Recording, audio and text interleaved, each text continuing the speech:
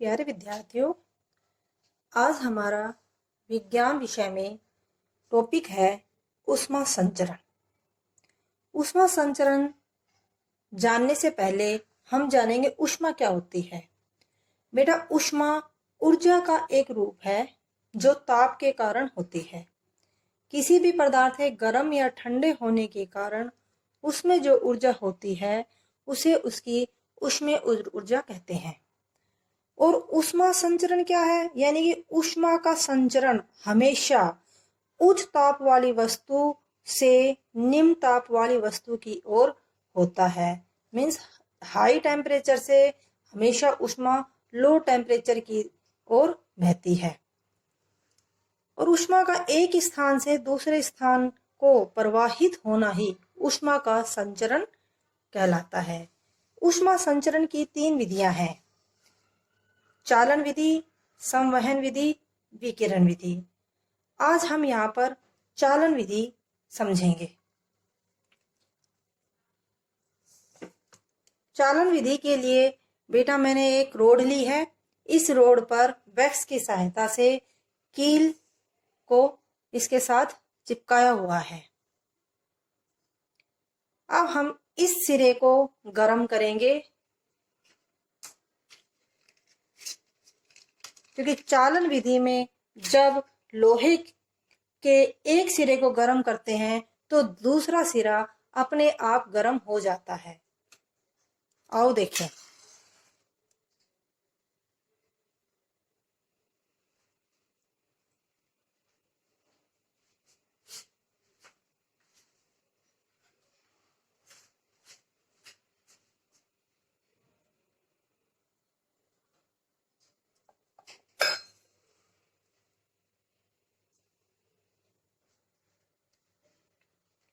जब किसी पदार्थ या रोड को ऊष्मा दी जाती है तब उस पदार्थ के कण, जो यहाँ के कण हैं, वो ऊष्मा पाकर गतिज ऊर्जा में आ जाते हैं।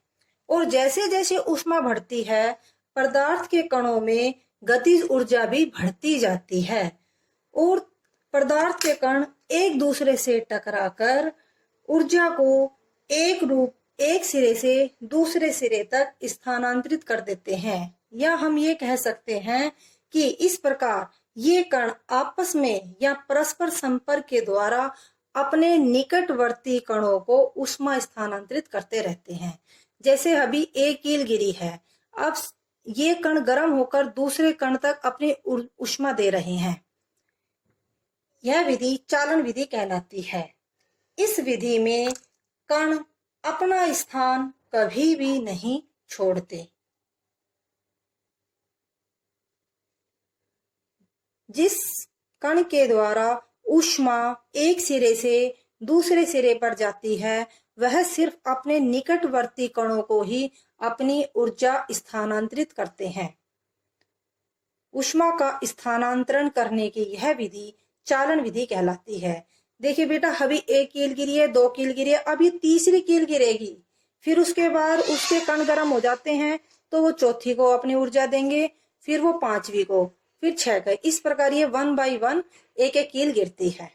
तो हम ये देख रहे हैं चालन विधि में एक कण निकटवर्ती वाले कणों को ऊष्मा देते हैं। इस प्रकार से एक सिरा दूसरा सिरे तक गर्माहट हो जाती है या एक सिरे से दूसरे सिरे तक ऊष्मा पहुंच जाती है। जब खाना बनाते हैं तो पतीले में रखा हुआ जो चमचा होता है, अगर थोड़ी देर उस सब्जी वाले में या खाना बनाते समय उस चमचे को उस पतीले में छोड़ देते हैं तो उसका दूसरा सिरा भी अपने आप चालन विधि के द्वारा गर्म हो जाता है। देखिए बेटा, अब तीसरी कील गिर रही है तो इस प्रकार ऊष्मा यहां तक पहुंच गई है। हो गया, तीसरी कील गिर गई। अब बेटा चौथी कील गिरेगी। तो हमने देखा चालन विधि में कण अपना स्थान नहीं छोड़ते बल्कि अपने निकटवर्ती कणों को ऊष्मा स्थानांतरित करते हैं। यह चालन विधि है।